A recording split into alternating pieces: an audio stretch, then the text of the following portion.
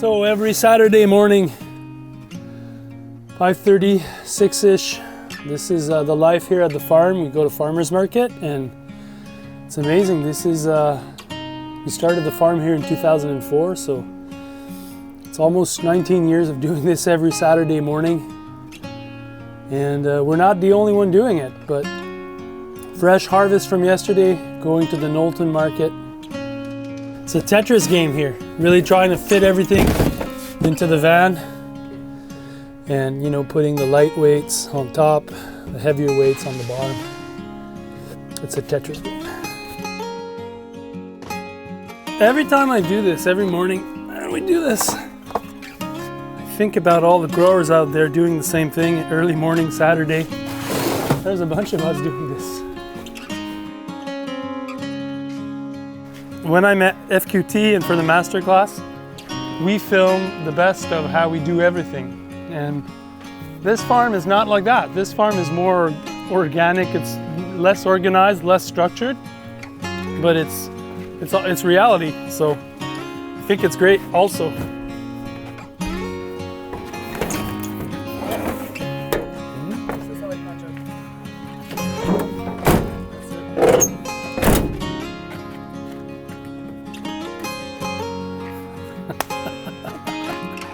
Bon, vous êtes prête? Ouais. Viens. Hey, je veux te présenter Mo. So this is my lovely wife, Modélène. Salut tout le monde. She's the grower here at the farm. She's doing it without me. But this is her family farm, and she's going to market this morning. Yeah. How many years we've been there? Yeah, I think it's been 16. 16 years, going to Knowlton market. So wish me good luck. I'm gonna wish you this.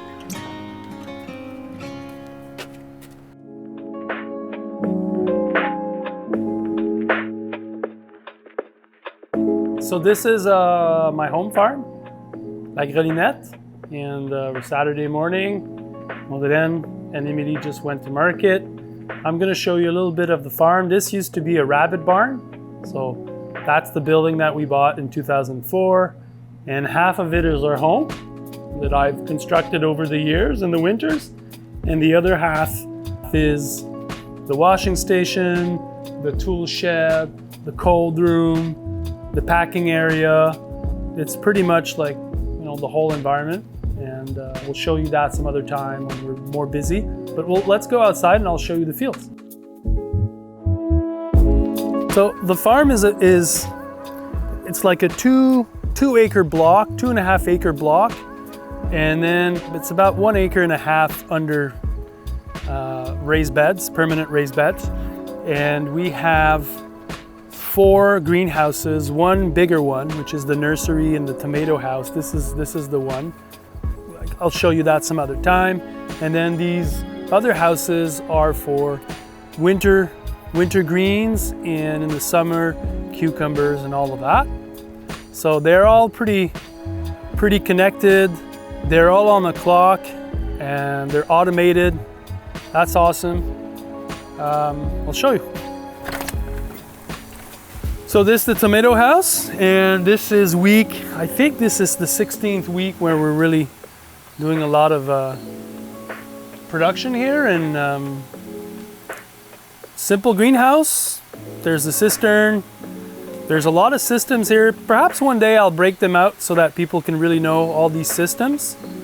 But the goal here is to have as much tomatoes as possible. Boom, boom, boom for our needs. So it's really typical greenhouse growing. It's in soil, and it's really about working with the earthworms and the community and the biota outside. It's Saturday morning, so we have the farm to ourselves. There's nobody working on it. So now this greenhouse, these were cukes for this summer, and now we're going to be planting our winter greens mid-September, so we're prepping the soils. The celeries and the chard will be in there for a bunch of the winter, and we're just harvesting some of them every week, some of the leaves. We have blueberries. It was a good year for blueberries. It was good, but a raccoon came and got some of it, so we had to trap the raccoon and bring him out to another place. And you see, everything that we grow is on permanent raised beds. These beds have been, I dug them in 2004, and then we've been just kind of amending them, and we don't till here. It's a no-till farm. We use a lot of these black tarps to cover the soil, and that's how we flip crops around. We cover the soil for a couple of weeks, and whatever was growing there dies off because there's no light. We also use a lot of these insect nettings. That's how we protect the crops against a lot of the pests that are there. And a big part of our work is just calculating the right amount of crops, making sure that we have enough for what our clients want and need, and make sure that we don't have too much, so it's a fine balance. Salanovas down there, this is for a salad mix. We grow them on landscape fabric so that we don't need to weed them. The beans, we'll be picking them for a couple of weeks, and then we flip them over to a new crop. Carrots are really coming in nice. These are going to be the fall carrots. We'll harvest those in mid-October, early November, and they'll be so sweet. The best carrots ever. So these tires is we have a water line underneath, and the valves, I try to protect the valves, otherwise, people when they roll around with the BCS, they crush them, so we've put tires, can protect the valves this way. So you see tires, that's where the valves are, and the farm is all divided in field blocks, and the blocks are all of the same size. All this information is really in the book I wrote, The Market Gardener. That's a long time ago, but it's still pretty good. But each field block has 2 valves to water them, and that's connected to the pond. And that's what I want to show you today, because this is the first year that not only is the well dry, but the pond is completely sucked dry because of the drought. And this is the first time we need to deal with that. And frankly, it's pretty frightening. So here in Quebec, it's an area that gets a lot of rain. We get snow in the winter, but this season is all time. It's like many places, California, in many places there's fires. Here it's been so dry and we're not used to it. And so the municipality had to send us, warnings about not using the water. And then our well ran dry. It's like, fuck, what do you do when that? And so this is the first time we really need to, it's so bad, because usually it's going to be like 4 or 5 weeks and then water comes back. But this year, we've had just a little bit of rains here, and like today, a little bit of rain. But so we've ordered a big water truck, and we're delivering water. We did that yesterday for the first time. It's supposed to come back today, but I'll show you the pond later on. It's dry. So again, these black tarps, it's called occultation. You can Google it, but it's really a smart way to clean the beds, because you don't need to till you just cover it, and then once you remove the tarps, the beds are really nice, ready to plant it. And the earthworms love it because it keeps a bit of the humidity. And if you look underneath, that's how we get rid of some of the crops that are there. I'm not sure that this is the best example, but it's just the absence of light that was gonna turn over the crop. Modèle runs the farm without me because I work at another farm. I teach young growers to be really good growers. That farm is called FQT Farm, and she's been running the farm here without me for 7 years now already. And she has a crew of 4 people with her. And this year, Emily is the manager, and that gives Modèle a nice break because it's really heavy. We have 2 kids and we have 2 dogs and we have community life and everything happening. And so Emily is, she was many years ago, she was one of our intern, and then she worked on other farms. She had her own business, and now she came back and she's running the crew. It's really been a great summer with everyone being involved here. The gardens are beautiful, they're pumping. We feed, 250 families. We have a 100-member CSA. We go to 2 farmers market. It's pretty cool. Leeks are coming nice. They're on drip. These leeks are buried. So there's about 6-7 inch poking into the soil. They're coming in nicely. When we started the farm, our goal was to have an alternative lifestyle. And we wanted the farm to be not only our workplace, but also a place where we could just have freedom and live differently from how society really, how I was raised and born, and where I grew up, the suburbs. And as the farm has been really good to us, it allowed us to, raise our kids here. And all of this was an open field at one point, except for that tree and the building that was there. And again, this was an old barn. And then we just, over the years, put a lot of work into it. I did a lot of it myself. The last few years, we've hired people to help, but it's been fun to construct this environment. One day I'll show you pictures of how it was before. And we really like it wild. We want to have as much, little spaces where there's flowers growing. This is how we see things. So this little pergola, that's where we have dinners when we're at night, and Friday night pizza. Friday night pizza's down there. We had some last night. So first pond is really low, but it's not dry. This one we're not pumping out of. This one is really where it's kind of our swimming pond. We've never seen it so low.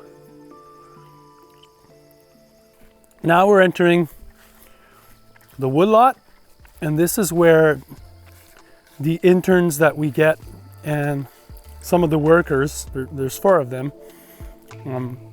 3 of them live here in the woods. We have little cabins, and we have a community building where there's a kitchen, when there's an outdoor shower, and this is where they get together to have breakfast and dinner. Odelen makes lunch every day for them, but they sleep in these little cabins.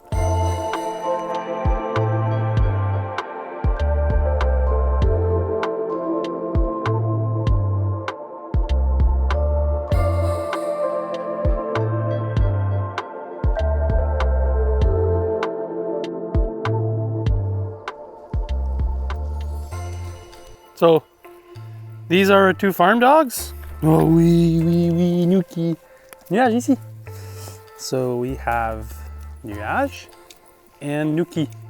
So this is Nuki, and famous guard dog. And this is Rose. We have a daughter. Her name is Rose, and that's her dog, Nuki. And Nuage is the other black dog. They're best friends, and this is their home, and we spend a lot of time with them. We really like them. Et Nuki. Oh oui, t'es un beau chien. Oui, oui, oui.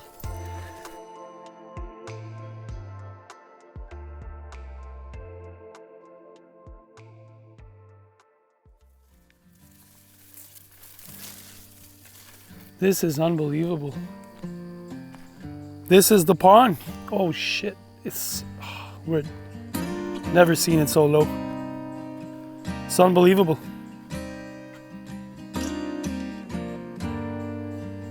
Usually we have water.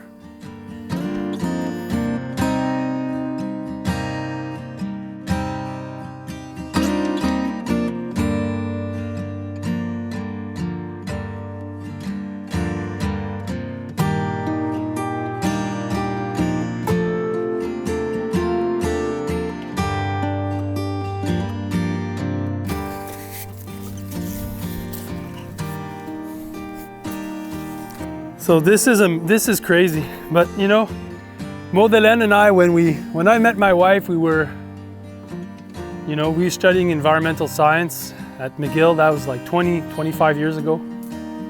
And we were studying climate change. And I don't know if there's still people out there that think climate change is not happening, but you know, we're really feeling it. And as somebody that's been farming for all these years, the fact now that it's getting so dry and that water is becoming scarce is scary. And you know, we'll find solutions for our farm, but you know, definitely capturing rainwater is going to become something that we'll need to do better.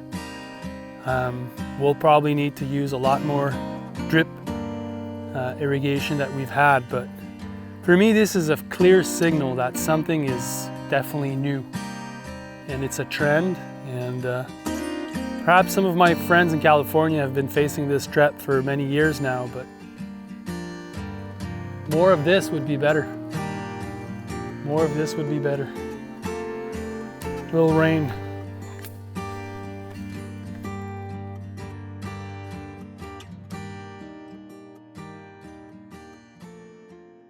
So that's it for this week. Really excited about starting this project. Well, I'll be sharing more of what I do and why I do it, in my farm and my farming life and the people that I meet, and why all of this is important, why I care about it. We'll be doing weekly videos on YouTube, so it's an exciting new projects. If you like it, subscribe and share it. Talk to your friends about it.